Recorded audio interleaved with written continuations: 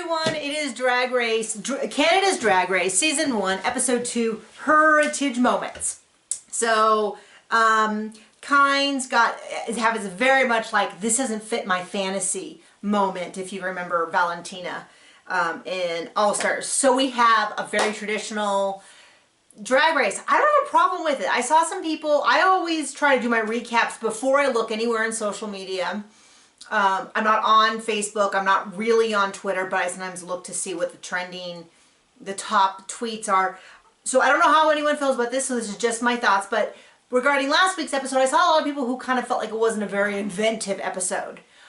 I like the traditional Drag Race, so I enjoyed kind of traditional, these kind of challenges have stood the test of time. So campy acting challenge, great.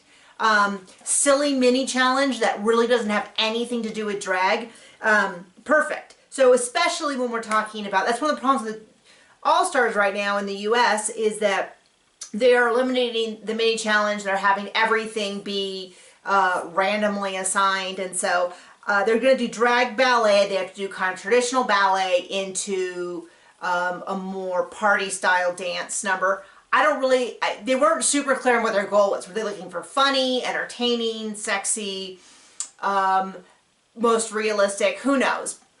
So you see little clips. I'm fine with it. I'm fine with it being, I don't need it to be anything because really they do win something, but mostly what they're picking is the ability to pick your teams. So Boa and Anastasia win. What does this say? Why do I have only Brooklyn? Don't know what that means.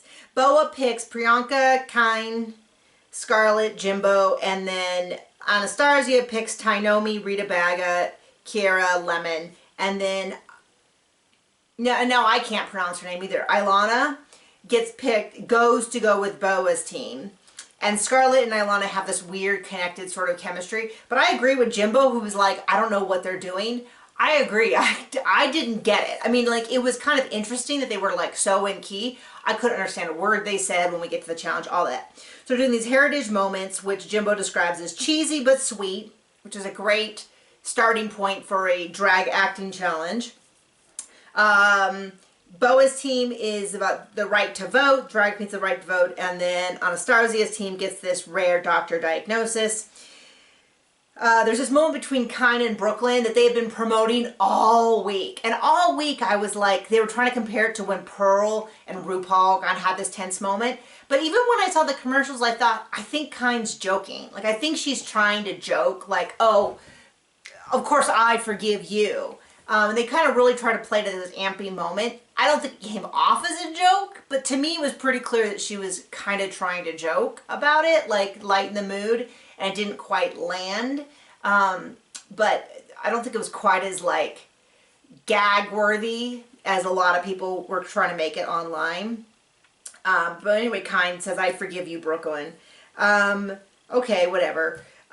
I really felt for Boa because Boa had, both Boa and Tainomi, but definitely Boa had a very typical problem, which is when you're nervous and you're having problems remembering your line, you want to hurry up and say it before you forget. But when you are already nervous and you try to talk too quickly, the words don't come out right. And what you really need to do, and they did say, take a deep breath and all that, but what they really need to say is talk slower and take more time with the words. I've done stuff on camera. I've had to recite things.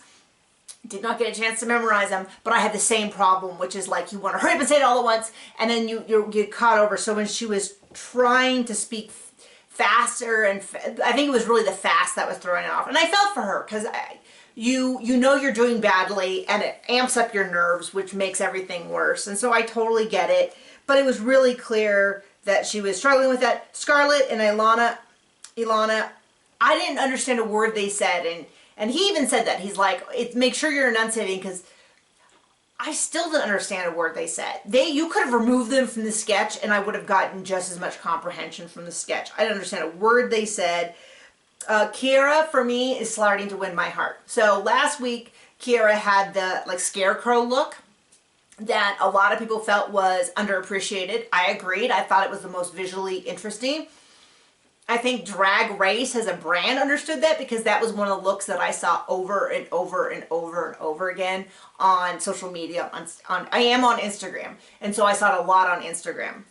And so they knew that this was this great, visually interesting look, even if the judges didn't. But in this episode, we got to see a little bit more of Kiara, the performer, and this is definitely someone who has grabbed my heart as an early standout. Visually really interesting, a little weird, a little unusual, a strong visual aesthetic or voice. I'm interested. I want to see more. She's definitely hitting me with an Evie Oddly sort of feel, which is a compliment. I'm not saying she's a knockoff. I'm just saying that same sort of like strong voice, interesting aesthetic. Okay, what are they going to do next? What's happening? So I just have a little Kiara and a little heart on it is my notes. Tainomi is struggling. She's having a little of the same problem Boa is. You struggle to remember the words. I'm totally there with you. That straight up memorization is not my strong point either. And so I do, and nerves make it worse and all that. Jimbo is another one who I'm really interested in seeing more from. We see... well, I'll get to the sketches. So they're supposed to recreate an elevated version of their first drag look. And at first I wasn't totally sure, because when they said it, it's like you recreate your first drag look, and I had all these thoughts about, well, is it supposed to be better or accurate or whatever? Well, then on the runway they say elevated drag look, and I go, oh, okay, all those notes are useless. So then we get a story that if you are feeling bad about your life or thinking that you have it tough, Anastasia comes in to explain how in the Bahamas, drag is not even a, like, you wouldn't say it's mainstream in the US and possibly not in Canada yet. It is more mainstream than it was 10 years ago. But in the Bahamas, it is not even kind of niche. It is, she made a comment about knowing a lot of people who were shot in the face, and then explains that she's been shot. Still has a bullet in her body, and really puts into perspective a lot of stuff. Talks about her refugee story, applying for asylum, having to walk again. Really intense story. So, whew, just, I want to say thank you for sharing that story. Thank you for putting some of my life struggles into perspective, because I can at least be thankful that I haven't been shot.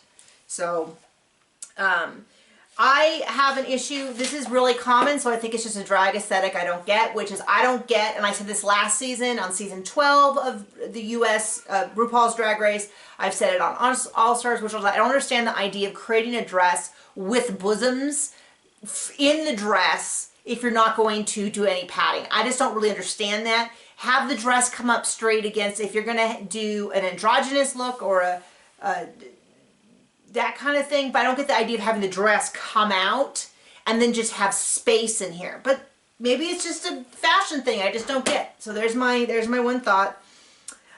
We see the runway. I didn't think they were bad. I didn't think they were great. I didn't find a lot of highs and lows as much. I thought maybe it just wasn't a great challenge. I don't know. I shouldn't say that. I did like Jimbo's look. But I do have to admit, they are pretty limited. If you have to recreate your first look in drag, you're limited to whatever your first look was in drag. And from what I understand from hearing a million drag queens talk about their first look in drag, they're usually not their first aesthetic. A lot of times, and this is true for these particular drag queens, a lot of them are Halloween looks or party looks, and they're not thinking, what's going to one day be interesting so that when I'm on Drag Race, I have an interesting look. So I kind of cut them all a little bit of slack on this.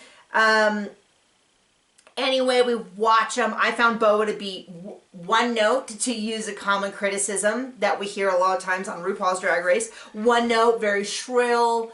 I personally thought Ilona and Scarlett, I didn't understand a word they said. I wasn't that thrilled with it.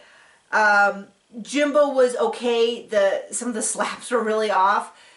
But that was my thought on that. When it came to the doctor sketch, I thought the nurse was the standout. I thought that was the only character who had really good characterization and comebacks, and the only character that I was like, oh, that character right there is interesting. I did think Lemon did well.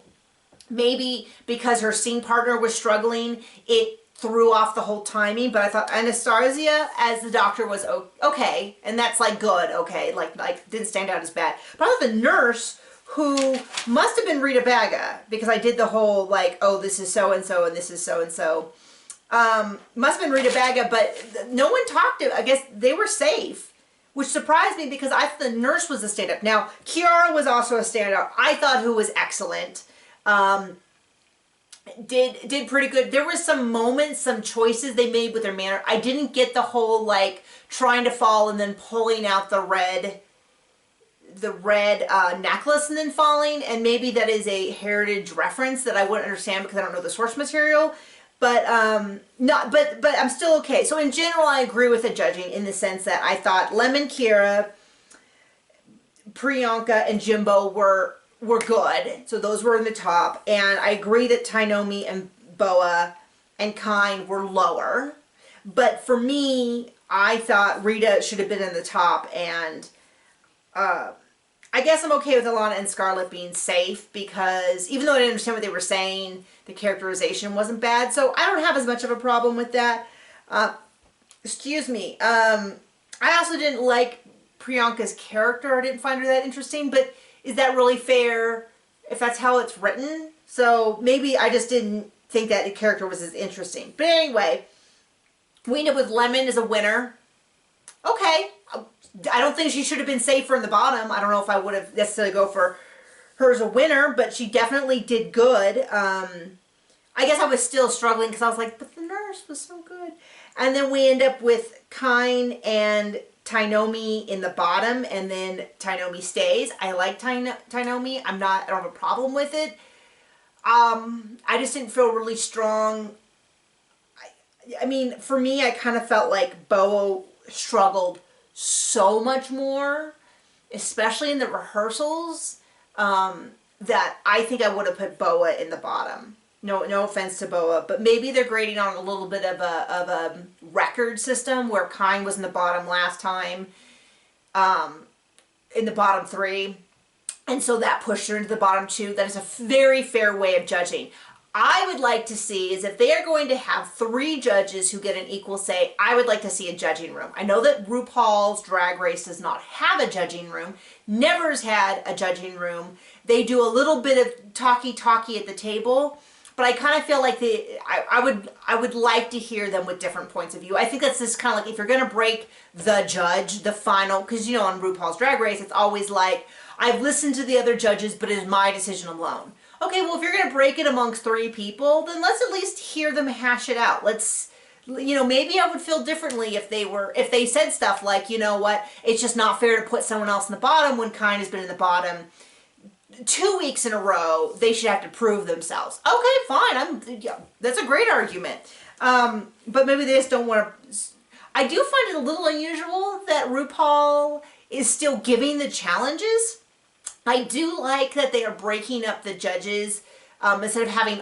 I did like all 3 the first week, but I do also can see like, okay, I can see why Brooklyn Heights would do this, and then he would do that, and she would do this, and I don't know. There you go. I'm enjoying it. I enjoy the show. I don't necessarily need to be surprised every week by challenges. I want to be I want there to be enough space so that I can get to know the drag queens. I can get to hear their stories. I can get to see them do. It's kind of like how if you follow Top Chef, they always have restaurant wars. They always have the mise en place race. It's, you know, there's some comfort in some things that are consistent. It's the same with Project Runway. The fans always look forward to the unconventional materials challenge. So I'm okay with challenges that tend to be a little bit of a repeat because the show is the drag queens and I want to spend time with them. I want to get to know them.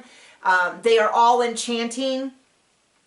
We say goodbye to Kind. I don't have a problem with that. Someone has to go. I feel that there's a lot of legitimate reasons why Kind would have to go, but I don't hate them. I enjoy them all. So right now for me, Jimbo and Kiara are definitely in the top. and there's a lot of people I have my eye on. So hit me up in the comments. Tell me, do you already have some tops? Do you already have some people that you are expecting to see in the finals? Some favorites you want to see more from?